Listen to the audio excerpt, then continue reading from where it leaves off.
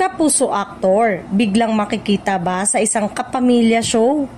Usap-usapan ngayon sa industriya ang isang kilalang kapuso aktor na di umano'y spotted daw na pumapasok sa isang gusaling konektado sa isang kapamilya production. Dahil dito, marami ang nagtatakang may ililipat ba siyang istasyon o guest appearance lang ito na nag-hype sa mga fans. Ayon sa source, ang aktor ay matagal ng bahagi ng GMA at kilala sa kanyang husay sa drama at sayaw. Matagal na rin siyang hindi nagkakaroon ng malaking primetime project. Kaya hindi maiwasang magkaroon ng espekulasyon na baka naghahanap ito ng bagong oportunidad.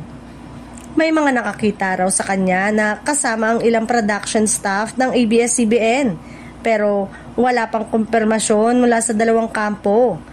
Ang chismis na ito ay lalo pang lumakas nang biglang maging tahimik ang aktor sa social media. Hindi rin siya nagpo-post tungkol sa mga upcoming shows ng kanyang home network, dahilan para maging palaisipan sa online community ang kanyang tunay na galaw. May ilan namang nagsasabing baka special participation lamang ang gagawin ng aktor sa isang kapamilya program. Isang collaboration na hindi imposibleng mangyari dahil mas malaya na ngayon ang mga network na sa pag-share ng talent.